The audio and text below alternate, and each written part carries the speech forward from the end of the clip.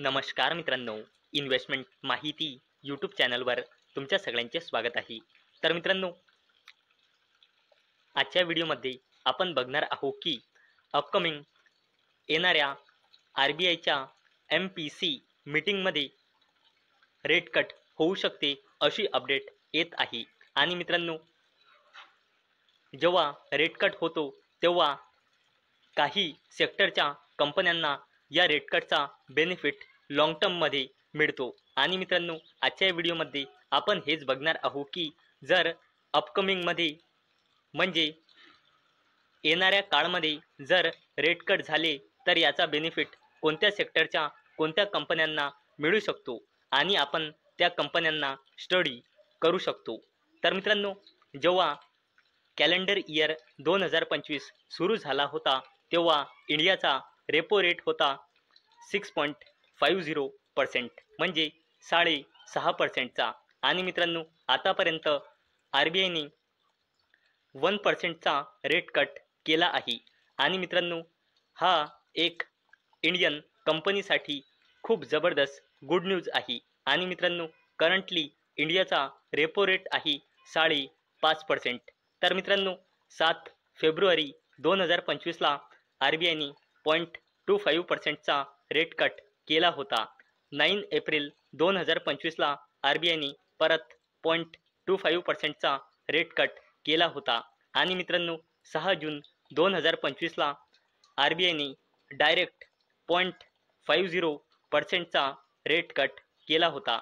म्हणजे मित्रांनो, आतापर्यंत या कॅलेंडर इयर 2025मध्ये RBIने 1%चा रेट कट केला आहे. आणि मित्रांनो, जर याच्या पुढे रेट कट झाले नाही तरीही या 1%च्या रेट कटचा बेनिफिट खूप सेक्टरच्या कंपन्यांना मिळू शकतो. परंतु मित्रांनो, अशी अपडेट येत आहे की अपकमिंग येणाऱ्या RBIच्या MPC मीटिंगमध्ये अजून रेट कट होऊ शकते. म्हणजे मित्रांनो, कंपन्यांना अजून याचा बेनिफिट मिळणार आहे. आणि आजच्या व्हिडिओमध्ये आपण हेच बघणार आहोत. तर मित्रांनो, इथे अपडेट तुम्ही वाचू शकता. RBI may cut rates bye 25 BPS each in October December MPC Morgan Stanley. तर मित्रांनो, मॉर्गन स्टॅनलेचं असं म्हणणं आहे की RBI ऑक्टोबर तसेच डिसेंबर या 2 महिन्यामध्ये 0.25 म्हणजे टोटल अपकमिंग मीटिंगमध्ये 0.50%चे रेट कट करू शकते. आणि मित्रांनो, आता अपकमिंग RBIची MPC मीटिंग आहे 29 सप्टेंबर ते 1 ऑक्टोबर, ज्याचा आउटकम आपल्याला 1 ऑक्टोबरला पाहायला मिळणार आहे. आणि सेकंड RBIची MPC मीटिंग आहे 3 डिसेंबर ते 5 डिसेंबर 2025 पर्यंत, ज्याचा आउटकम आपल्याला 5 डिसेंबर 2025ला पाहायला मिळू शकतो. म्हणजे मित्रांनो, आता कॅलेंडर इयर 2025 मध्ये अजून RBIच्या 2 MPC मीटिंग होणार आहे.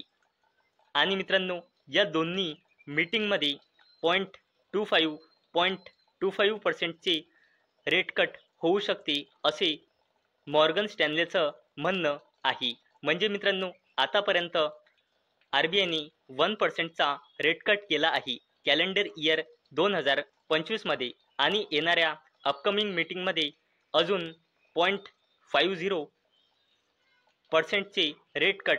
म्हणजे मित्रांनो, अशी अपेक्षा आहे की कॅलेंडर इयर 2025 टोटल 1.50%चा रेट कट पाहायला मिळू शकतो.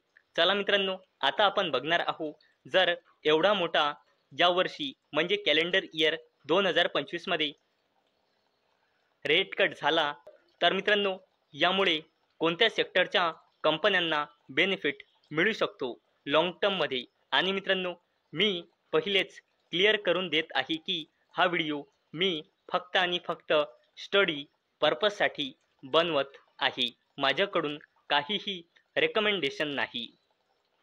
तर मित्रांनो, यामुळे आपण बँकिंग अँड फायनान्शियल सर्व्हिसेस सेक्टरच्या कंपन्यांना स्टडी करू शकतो, जसे की HDFC bank, ICICI bank, SBI, Kotak Mahindra bank आणि बँक ऑफ बडोदा आणि मित्रांनो HDFC बँकने जेव्हापासून कॅलेंडर इयर 2025 सुरू झाला आहे तेव्हापासून आतापर्यंत 8.72%ची रिटर्न दिली आहे. ICICI बँकने 10.69%ची, SBIने 5.93%नी, कोटक महिंद्रा बँकने 14.16%ची आणि बँक ऑफ बडोदाने 0.53%ची जेव्हापासून करंट कॅलेंडर इयर 2025 सुरू झाला आहे तेव्हापासून आतापर्यंत. तसेच मित्रांनो RBIच्या रेट कटमुळे आपण रिअल इस्टेट सेक्टरला सुद्धा स्टडी करू शकतो आणि मित्रांनो यामुळे आपण DLF, Lodha, prestige estate, Godrej properties यांसारख्या कंपन्यांना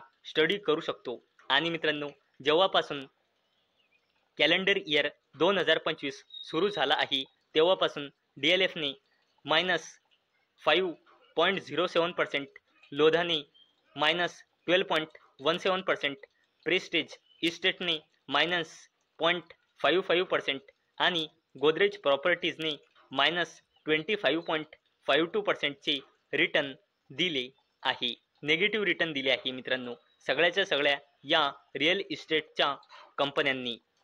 तसेच मित्रांनो आपण RBIच्या रेट कटमुळे इन्फ्रास्ट्रक्चर सेक्टरला सुद्धा स्टडी करू शकतो आणि मित्रांनो यामध्ये L&T limited, NBCC India limited, KEC international limited, RVNL म्हणजे रेल विकास निगम लिमिटेड आणि IRB इन्फ्रासारख्या कंपन्यांना आपण स्टडी करू शकतो.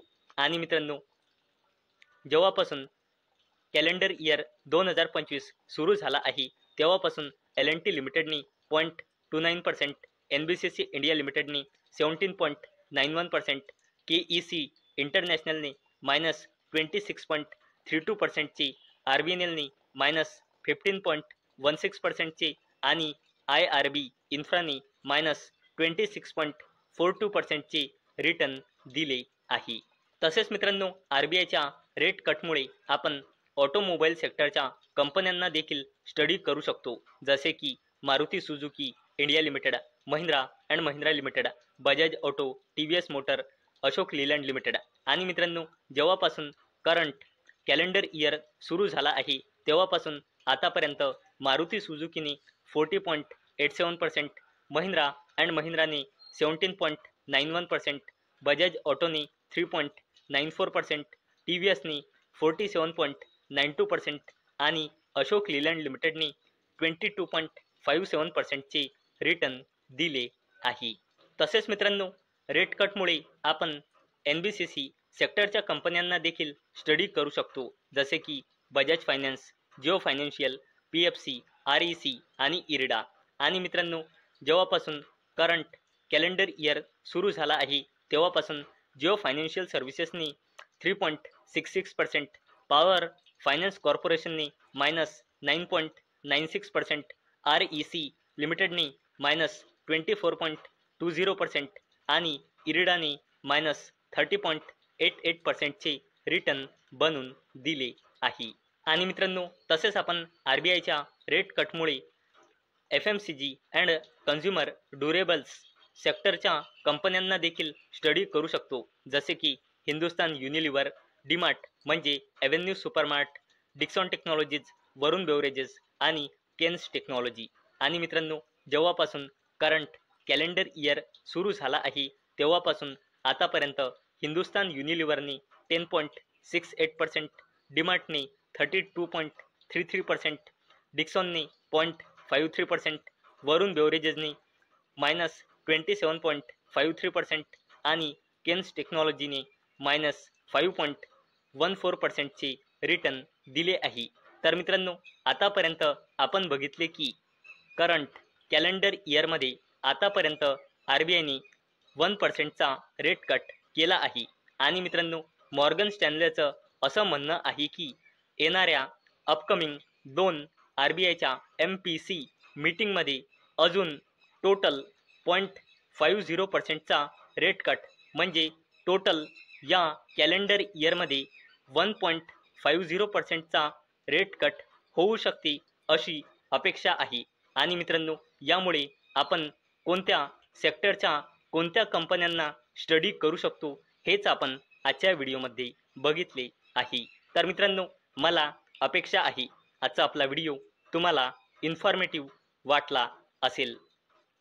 आणि मित्रांनो, हा व्हिडिओ फक्त आणि फक्त एज्युकेशन पर्पजसाठी बनवलेला आहे. माझ्याकडून काहीही रेकमेंडेशन नाही की तुम्ही या स्टॉक्सना बाय करा, सेल करा किंवा होल्ड करा. तर चला भेटूया नेक्स्ट व्हिडिओमध्ये. तोपर्यंत टाटा, बाय बाय.